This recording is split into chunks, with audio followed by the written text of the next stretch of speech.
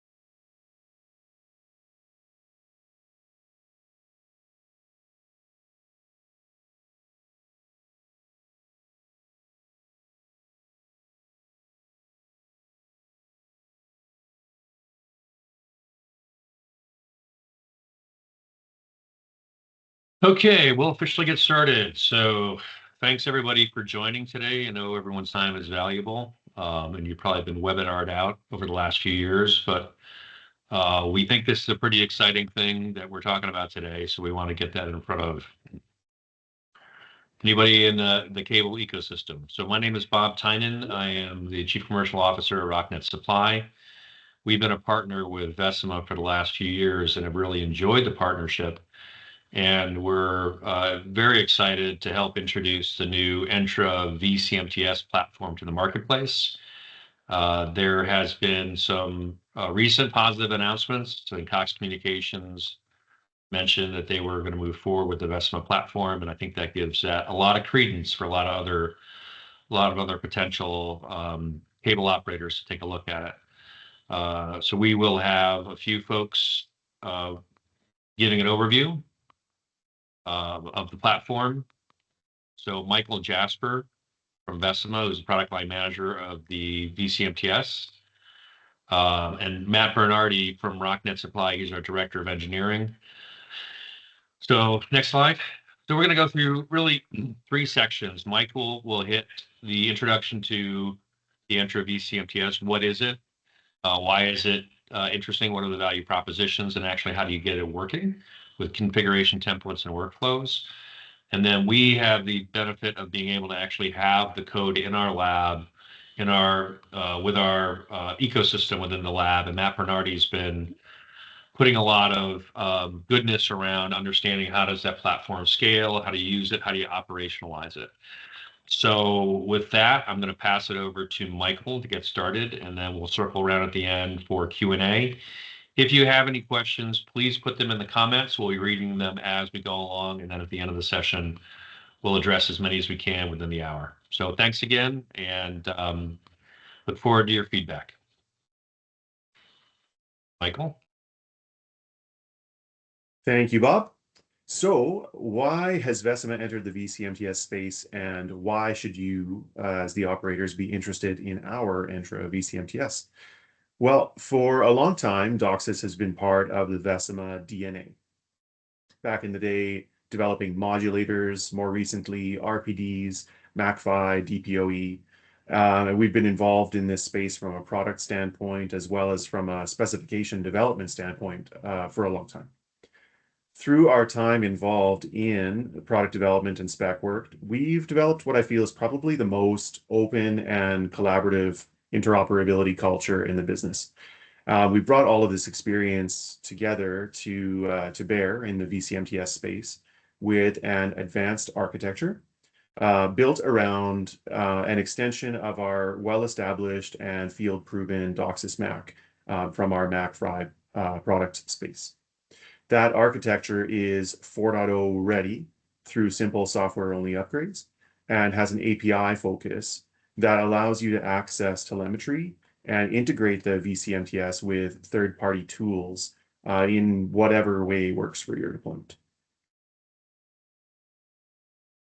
With our vCMTS, we've taken the feature set of the traditional iCMTS, and we have what's called decoupled it into microservice containers. In doing this, we gain a number of benefits, including isolation between unrelated functions, and a lot of flexibility with how we deploy or distribute these containers within the vCMTS cluster. As part of the assortment of containers running within the vCMTS, there are three primary building blocks. The first of them is the Entra vCMTS controller, or EVC, and this is the container that you're interacting with when you are on the CLI or when you are issuing API commands. It's responsible for configuration and general monitoring. The next of the building blocks, the GCP principal core, is the container that's running and which RPDs initially connect to for inventorying and to receive, baseline and further configuration.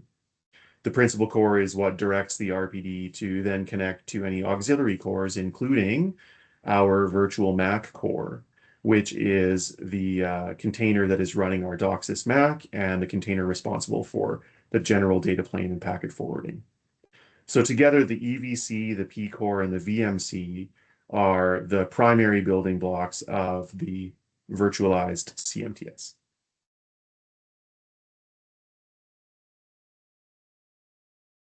Let's take a look at our reference hardware as it exists today. Generally speaking, commercial hardware will suit, but we have some specific needs for the CPU and the NIC in order to get optimal performance. You can see here referenced on the slide the Dell R660 chassis, and we've selected Intel CPUs and a Mellanox ConnectX-6 NIC for this initial deployment phase. Matt will elaborate on this a little bit later, but when we are sizing or planning the hardware, we're going to be considering the density of the service groups, which drives the number of CPU cores or threads per server, against the bandwidth needs of those service groups, which then will sort of drive NIC selection and things like network redundancy. Reference solutions are available at small, medium, and high density as needed, and we'll get into that in a little bit later in the deck. The architecture itself is designed to support both a long hardware life cycle and what we call a heterogeneous cluster. So by heterogeneous, we mean to imply or communicate that we expect that there will be variation in the hardware BOM of the servers over time or as you expand. And we are going to allow variation in the CPU models or generations that are selected. A great kind of user story around this might be if you have an initial deployment of some number of servers in your cluster, and then say a year or two later, you want to expand the capability of that cluster in terms of population and number of service groups or throughput per service group. Maybe you've brought up a new service tier and that changes your needs in the cluster, you can go ahead and add, one or two or more servers to that cluster, and maybe the best available, most optimal cost per service group hardware is now a new generation of server or a new generation of CPU or NIC. And we want those next generation pieces of hardware to be able to join seamlessly into your existing investment in terms of the Entra vCMTS. Taking a look at the rear of a Dell R660 chassis, I just want to highlight here, the two NICs here and north side, south side interfaces on each NIC. Within the server itself, you'll have selection options for single or dual CPU, and then correspondingly single or dual NIC. Okay, now let's dive a little bit into more detail on the architectural advantages of the Entra vCMTS. From the ground up, we set out to base this product on the best available technologies and practices within the industry. Our cloud-native architecture runs on our own purpose-built host OS that we call vCMOS. The independence and isolation of our microservice containers enables us to scale flexibly and linearly, and also allows for flexible installation of the servers themselves. So then supporting control and data plane separation or geo-redundancy schemes where needed. As an example of how this flexible linear scaling benefits you as the operator, let's look at the general process of adding one server to an existing cluster here shown on the left. So if you had a 3-server cluster and your needs changed or your service offering expanded, you're now trying to add server number 4 to the cluster. That server gets racked and stacked and interconnected. The host OS is configured. And at that point, the container orchestrator running in the cluster becomes aware of the new resources associated with server number 4 and can begin to schedule new containers onto that server. There's a rebalancing function that can happen where non-mission critical containers can move from one server to another. There are rebalancing algorithms available where you might deliberately move something like an active VMC over to a standby on server 4 to rebalance your container distribution across the cluster as well. And then certainly new configuration can be targeted to server 4 as opposed to building up more deployment within server 1. Throughout this process, it's our aim of the architecture and the implementation that you don't need to be an expert in microservice container orchestration. The orchestrator actually runs under the hood, and you as the operator are interacting with the configuration on the EVC itself. You can, of course, go and see where things are running. You can look at the balance of load across the servers in the cluster, but you're not required within the architecture to manage things at that low of a level. We also have some more flexibility as to how routing, learning, and distribution is accomplished within the cluster. So with the Entra vCMTS, if configured to do so, the whole cluster can act with a sort of routing functionality. The server NSI interface acts as the routable port. This is managed per cable bundle. And the routing container, which will be running somewhere within the cluster, you don't necessarily need to worry about where it is within the cluster, is going to be responsible for learning routes and distributing them up into the aggregation router layer here shown in this visual, and as well down to the individual VMCs themselves. This means that the vCMTS can operate conceptually similar to an existing iCMTS, and if a sort of drop-in installation or replacement is desired, then the architecture can support that. You also potentially benefit from a lower capital expenditure compared to solutions requiring an external router.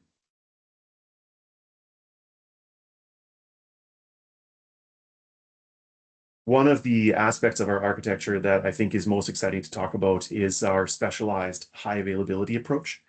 What this means is that, not all containers are mission critical, and we don't need to protect all container types or all of the different features within the vCMTS with the same high availability scheme.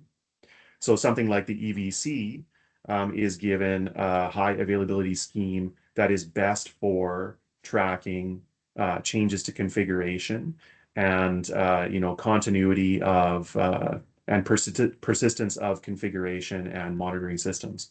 Something like the VMC, which is responsible for real-time service delivery, is provided with say greater investment in terms of the high availability scheme. You as the operator benefit then that your purchased hardware is not committed to providing high availability where it is not of the most value to you.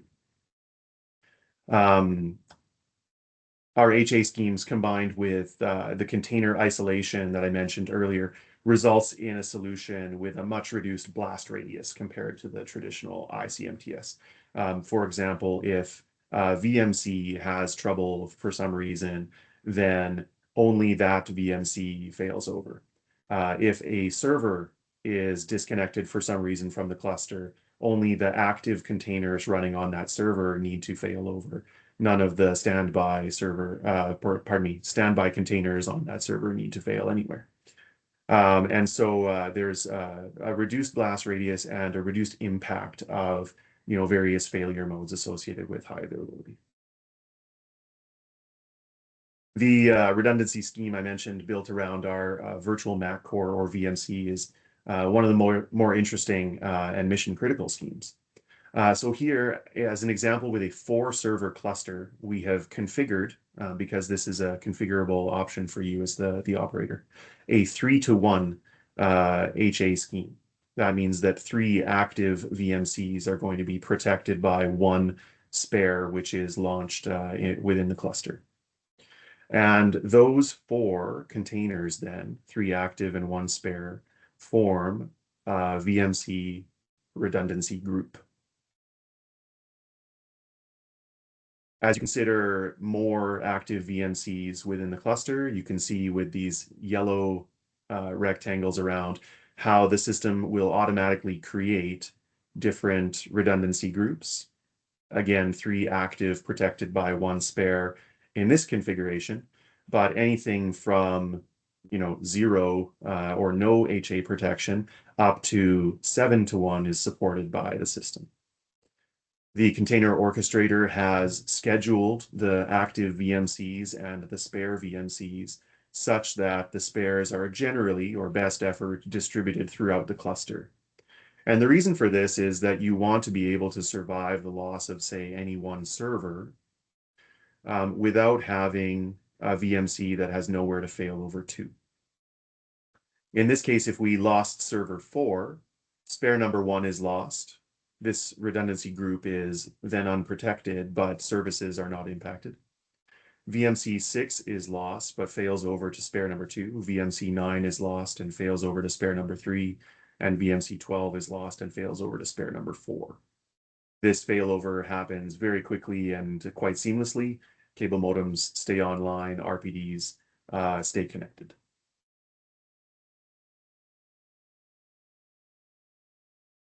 Lastly, I'll emphasize our API-first approach and our agile release planning and delivery. By guaranteeing equivalency between support over our API and CLI, we say anything you can do via CLI, you can do via API and vice versa. We enable operators to integrate and automate without restriction. You have then access to a wealth of telemetry that you can look at through CLI as part of normal troubleshooting, normal checking in. You can view telemetry, configuration status, etc., through a number of built-in dashboards that are hosted on the vCMTS itself. And of course, you can offload any of the configuration, metrics, telemetry, etc., to something external, an external system outside of the vCMTS to store or digest, visualize, analyze as you wish.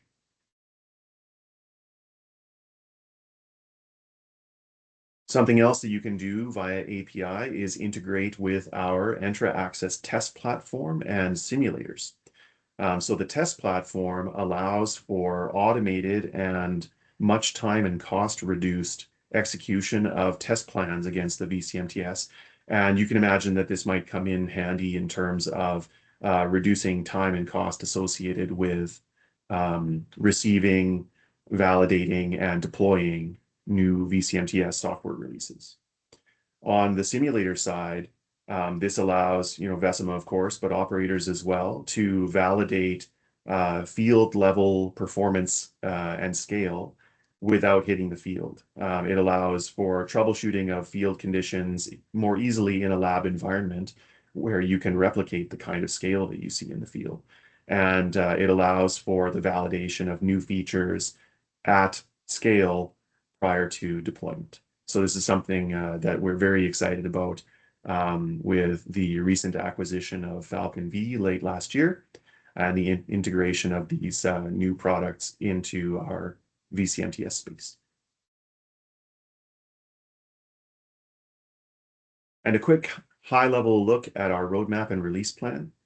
We are geared up for, in terms of our agile development pipeline, planned but flexible 4-week release cadences.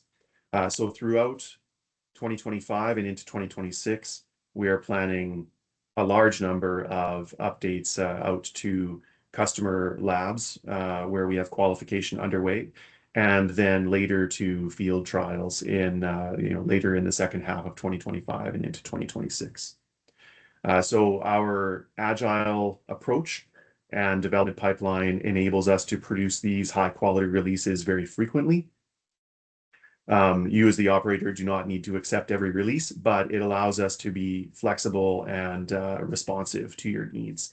If you are making a request and it's something that we can work into the development roadmap, then you're not necessarily waiting, 3 or 6 months between release points. We want to make updates available to you as regularly as possible.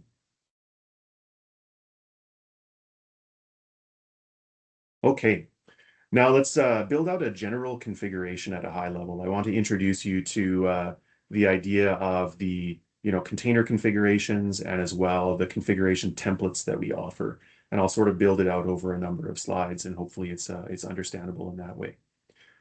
So within the vCMTS, we want to have a principal core container running because RPDs are going to connect to that principal core and receive initial configuration and be told where to connect to next.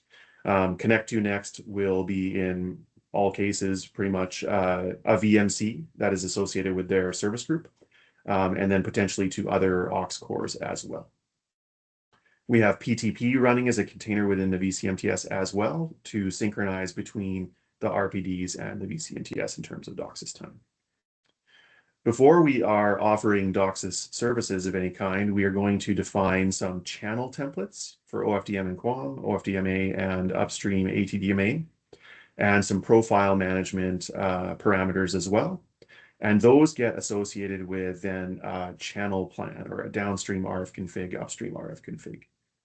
Once those are defined, we are going to define the cable bundle. This is where the routing protocol, if internally run, will be configured. The MAC domain, which is like typical DOCSIS MAC domain parameters, and the address pool. And these will be IP addresses that are drawn on for VMCs when they are configured and launched within the cluster. So these various templates come together and are instantiated within the VMC. If you make modifications to a template, the changes then ripple down to any VMCs that happen to be running or depending on those templates. We then want to launch an RPD container, pardon me, not container, RPD configuration that is going to define the associations between a given RPD that will be connected to the principal core, and VMCs, other configuration overrides that might be done per RPD, and so on. There is an RF node template that is associated with the RPD where you would be configuring downstream levels and tilt and upstream levels and things like that. You're specifying a node type that the RPD is operating within and that kind of thing.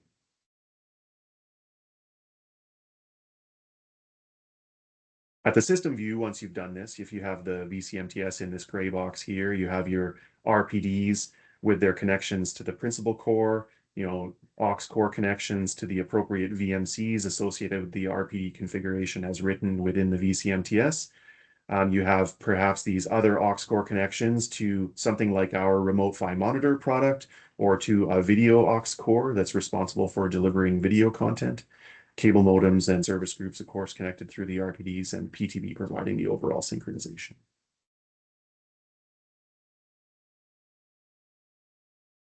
From a provisioning or service activation standpoint, we want to offer you a lot of flexibility. And so I'll present option A, option B. Option A here is a VMC first approach where you have configured a principal core container. The RPDs can connect to that at any point, right? But you configure the principal core and then the necessary templates and configuration objects to launch a VMC. And then you tell the vCMTS about an RPD that it can expect in the future. And at this point, maybe you wait for a time. You wait for your maintenance window where you're going to do the node install. At some point, the node and RPD are powered up, and the RPD connects to the principal core, receives its configuration, etc., connects to the vCMTS, the VMC that it's associated with, and then you're off to the races with regular operation. So this would be a VMC first approach to service activation, and there can be, a relatively unbounded amount of time between when you initially configure the vCMTS and when you actually do the node install or RPD action here. With option B, perhaps you want to do the node install first. If you have a principal core launched within the vCMTS and you do the node install, the RPD can connect to the principal core. It will be inventoried and you can, look at its connection status and whatnot through the vCMTS. But then it may sit there until a later time when you are intending to transfer services over to it. So some time passes here in the timeline. And then later you configure and launch a VMC to be associated with this RPD. You configure an RPD block within the vCMTS.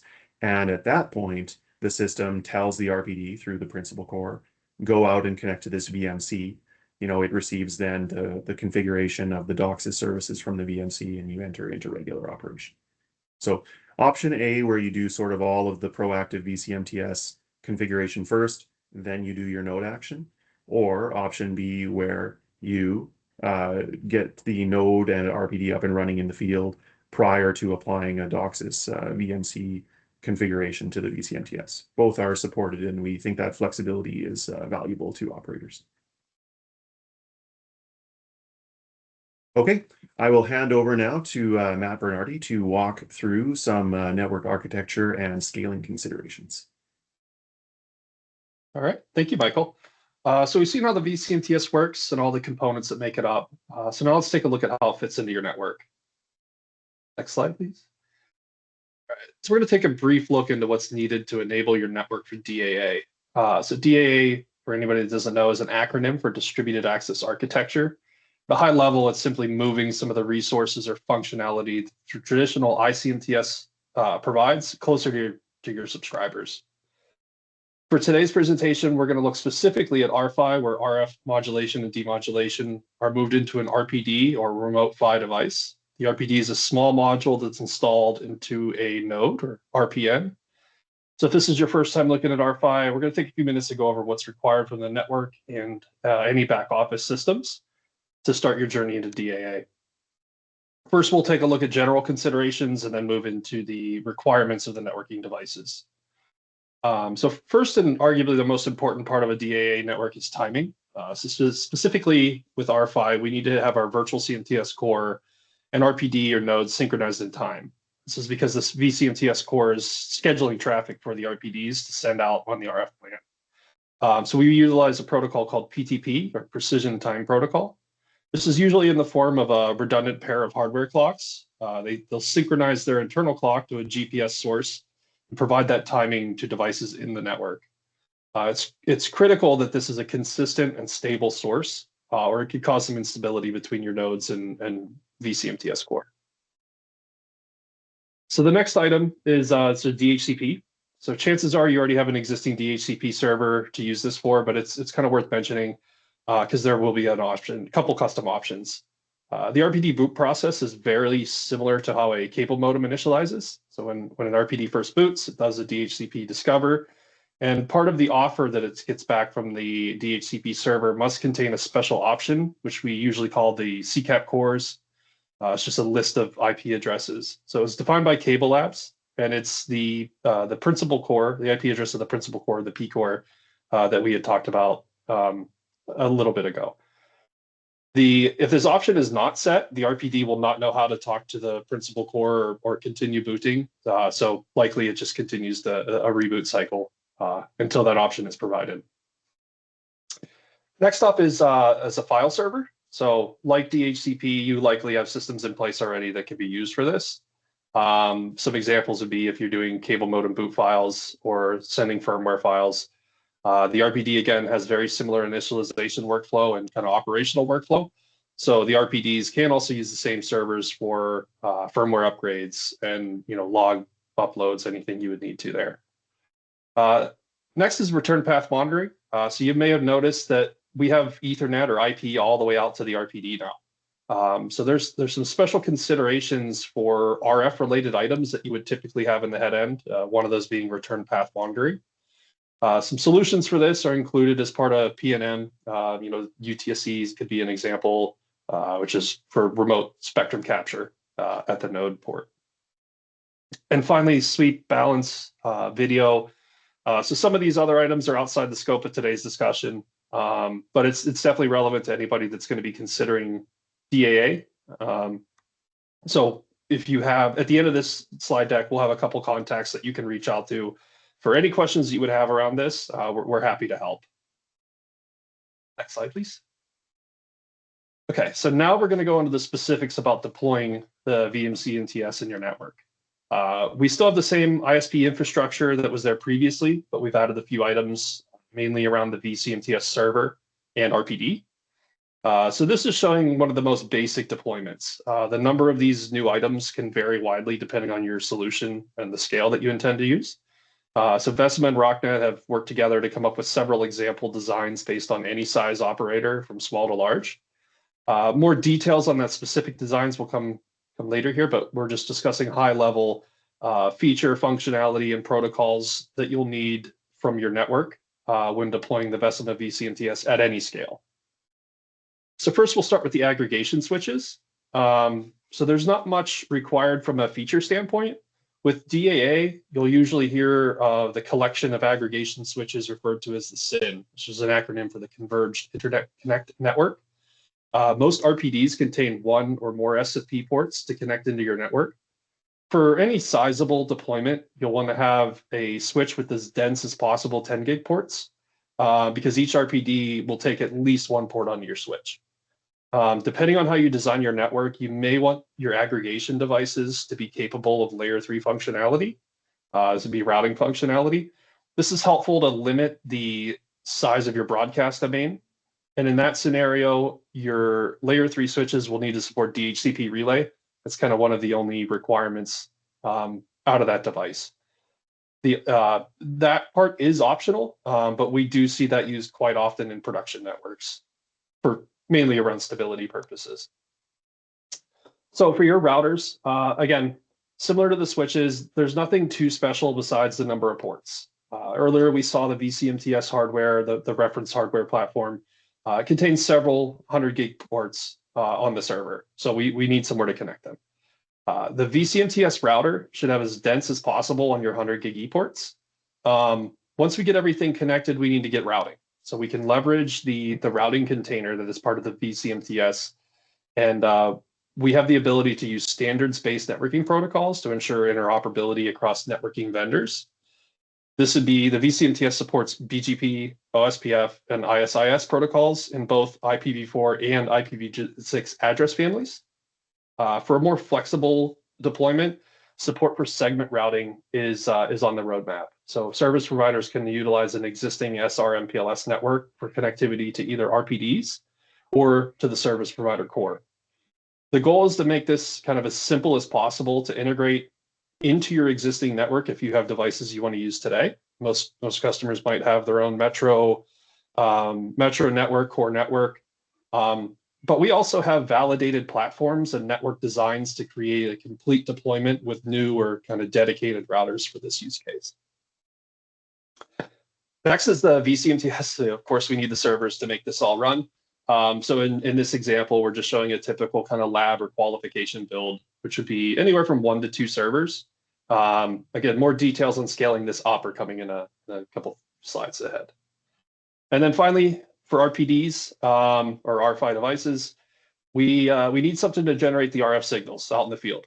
So there's a few options here. One is going to be full remote PHY nodes, or you can use, in some cases, what we call drop-in modules. We do recommend taking the full node approach to take advantage of all the benefits that are provided around that. Some of those benefits and advantages are, specifically talking about the Entra 8400 or EN 9000, is they have software-based RF modules, so you can set tilt and power remotely. It gives you full control of the signals leaving the node without having to roll a truck. Drop-ins are another option. These can take advantage of some legacy analog nodes housings and existing RF modules in them. That solution utilizes the ERM3 RPD and is available in various RF segmentations. Also, I'd like to note that the ERM3 module is used in the EN 9000 gap compliant node. That's the RPD for that solution. Next slide, please. All right, so we're going to put this all together and we're going to start talk scaling. So here we see 2 diagrams. All of the DAA prerequisites are still required, but we're focusing here on the servers, routers, and RPDs. These 2 diagrams depict what we call a small deployment for either a lab, or if you're looking at the right side of the diagram, a full production deployment. The left side is showing a similar design to our previous slide where we have 1, maybe 2 servers for what we're calling partial HA, a single vCMTS router, and maybe a handful of RPDs or, again, R5 nodes. This would mainly be used for initial field validation, again, lab design, just to kind of get the whole solution figured out. The right side is what we consider a kind of a full high availability design for the vCMTS cluster and for the network side. So this is what we would recommend for a production deployment of really any size, because it provides that protection for your servers and the routers as well. This solution can scale anywhere from 1 to 185 RPDs in the 3-node cluster. The actual upper count of those RPDs is dependent on a few factors, mainly including the utilization of your RF channels and what your high availability schema looks like. Again, reach out to us for any questions around how this would size for your network or scale within your network, going forward. So next slide, please. Okay, so what happens when we start to hit those upper limits around either RPDs or capacity? So a really powerful feature of the Vecima vCMTS, which is perhaps my favorite, is the ability to scale your existing cluster without any interruption to existing services, a single server at a time. So this ensures that your deployment can scale with you without a massive cost each time you need to add RPDs or capacity. And again, the cluster will rebalance resources across those servers when a new one is added. And it does all that for you under the hood. So here we see the previous 3-node cluster. We've grown to 5. A medium-sized cluster is considered to be in the 4 to 8 server range, and it can support anywhere up to 600 RPDs. The actual number of servers, again, are going to depend on the factors we discussed earlier, utilization and high availability schema. But again, we have full HA from the network and server side. So if you had to pull a server out for maintenance, for firmware upgrades, there's no impact to your subscribers. Next slide, please. Yep. At some point, you'll likely be hitting the upper limit of the ports on your router. So how do we scale that? The flexibility provided by the Vecima vCMTS design will allow us to scale horizontally for servers and network devices. So we've depicted that by just adding a single router and growing our five server cluster to 8 while still keeping the full HA design. The single cluster scaling can grow up to 30 servers. This design also will allow scaling to additional clusters within the same networking footprint. So you can utilize your network resources as efficiently as possible, whether you're using single or multiple vCMTS clusters. There's several network technologies that we can take advantage of to support this horizontal scaling and still have your full active network forwarding. One of those examples being EVPN. This is what we would consider a large deployment. It would be anything with more than 600 RPDs in a single cluster. Again, being able to scale that with multiple clusters or multiple RPDs within the cluster. Next slide, please. Okay, so that was a lot of the information around the scaling. So I'd like to kind of bring it all back around as a summary and give us kind of a quick overview of what we discussed. So here we see the network evolution over time. So on the left side, we're starting from our lab trial or small production deployments. So maybe this is the beginning of your transition away from a legacy integrated CMTS, or maybe you have to do a node split. You don't have any more ports on your current CMTS. The requirements from a network or router perspective, again, are very minimal. We have a couple servers here, maybe 4 to 8 100 gig E ports, and 60 up to 60 RPDs, with every RPD again requiring a 10 gig E port. So as you continue on the path of migrating away from the ICMTS, or maybe you just want to collapse several smaller hub sites into one larger system, you'll need more RPDs and compute by just simply adding a few more servers, RPDs, and again, more network ports. So our 1 to 2 server design can grow to a full 8+ server cluster over time, again up to 30, and scaling a single server or router at a time. Also, a very nice feature of the Vecima vCMTS is support for the mixed generational hardware. That's something that Michael had talked about earlier. So if you have a new generation of hardware, there's no reason that you have to spin up an entire new cluster for that. It can coexist in all of the same resources. So next slide, please. So yeah, that wraps up the main content portion of the webinar. We're excited to be working with Vecima and their vCMTS platform here at RocNet. We've had that system in our lab for several months now, and we're excited to help deploy the vCMTS into your network. So now I'm going to hand this back to Bob Tynan, and we'll get to any questions and answers. Awesome. Thanks, Matt. Yeah, so if anybody hasn't put any questions into the chat, feel free now. We have a few. We'll go through them, and I'll kick it back to the smart guys to answer the questions. The other thing I want to say is just so part of this is we want to help. If somebody's interested in testing this out, we're excited to work with Vecima and to support any prospective customers. So we have the solution in the lab. They've got it set up to be able to start testing in your lab and then scale up from there. So after this session, we'll give you a couple people to contact, both at RocNet and in Vecima, and would love to start to have those kind of conversations. So first question I have, and I'm going to read it off.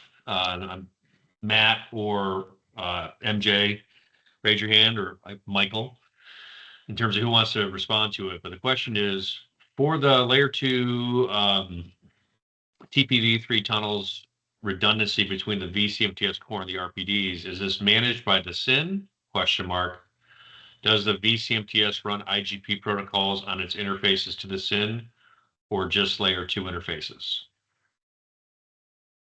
Want me to repeat that? So no, let me know if I'm answering your question, or if Matt, of course, you can add to the response. But on the south side interface, just like on the north side interface, our primary redundancy scheme is that the pair of 100 gig connections will be lagged together to cover for each other. So that's true on the NSI and the SSI with how we're approaching NIC HA or port HA initially. And then with regard to the IGP protocol, the routing, learning, and advertising is happening on the NSI only, that I understand. And we are operating on the SSI, just with those L2 interfaces. Maybe Matt can elaborate on the configuration of the SSI there to accommodate different network topologies and things like that. Yeah, thanks, Michael. And yeah, I think you nailed it there. I mean, on the SYN or the SSI side, there's other technologies with VRRP or even like any casting with the VPN that you can use for building up that high availability on the SSI side or the SYN, the SYN side.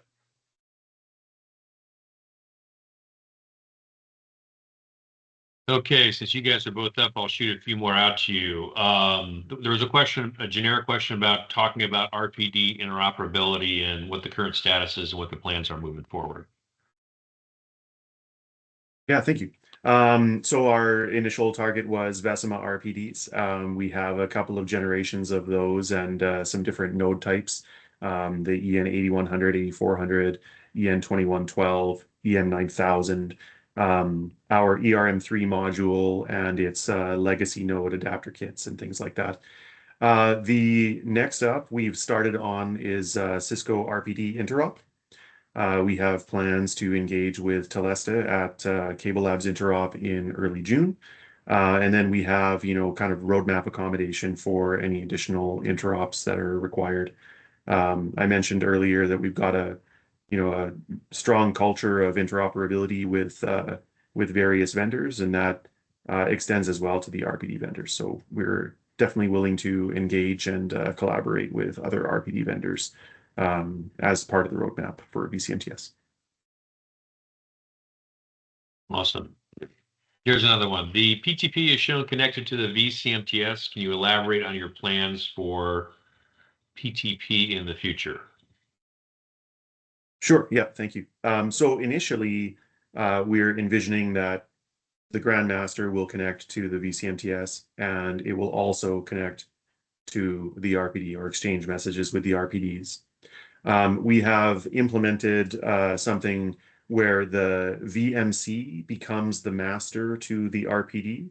It's not fully field ready yet, but that mode is configurable on the vCMTS today.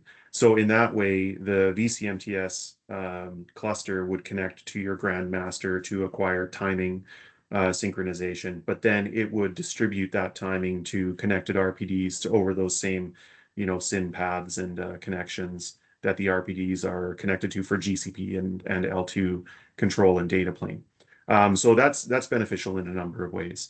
And then we have also a hardware roadmap that's a bit further out, where we're looking at ways that the cluster could operate with enough accuracy and stability over time to essentially free run and break that connection between the server and the Grandmaster, but that's a bit further out. So today we have sort of the, say traditional synchronization where the vCMTS and the RPDs are slaved to a common clock domain or master.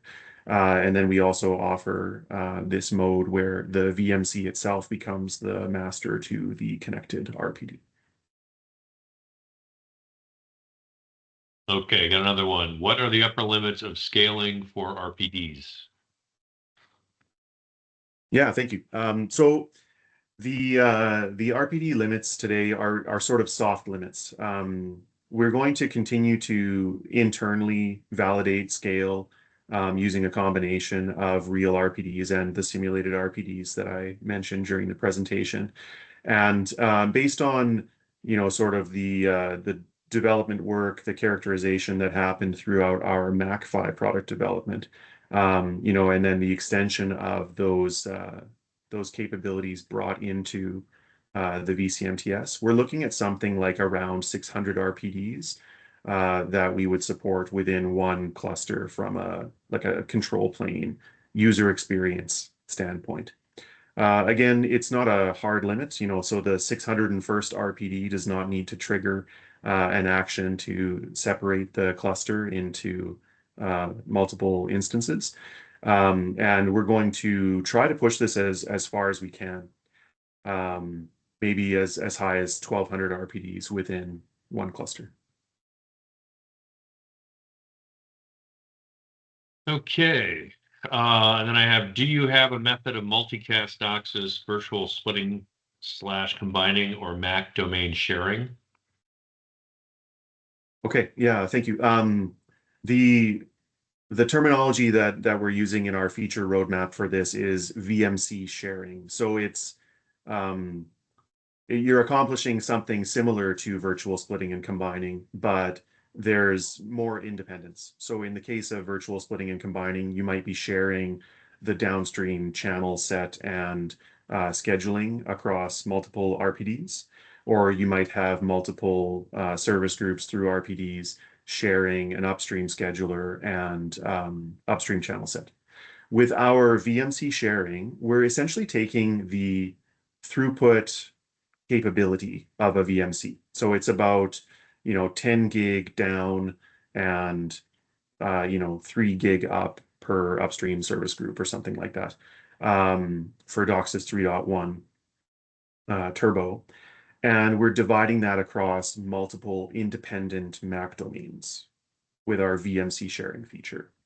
So this is a roadmap item that isn't under qualification in labs today, but supported by the architecture. You would configure and instantiate multiple MAC domains within the VMC, and then each of those MAC domains operates independently. So they would all have their own separate scheduling operations and their own separate channel sets that you aren't sharing across the RPDs per se. You're sharing the throughput capability of the VMC across multiple RPDs.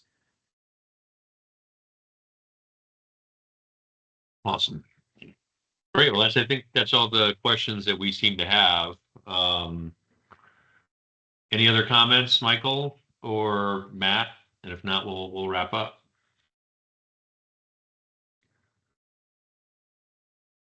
No, I don't believe so. Okay. Thank you everybody for taking your time out of your day today. Yeah. So this was hopefully this was valuable to everybody who attended. If you are looking to get more information or potentially look at a lab or a field trial, please feel free to contact Hazem at Vecima Networks. He's our counterpart on the channel side, or the funny looking guy on the right, which is me. You've got my information. We are ready to go. Like I said, we have the equipment in the lab and we're getting up to speed very quickly. So we're very excited. Would love to work with any of y'all on seeing if it works in your network as well. So thanks again. I believe there'll be a recording of this session that'll come out to you afterwards, as well as the deck. But if you have any questions at all, please feel free to reach out and we will work with you on the next steps. With that, everybody have a great day.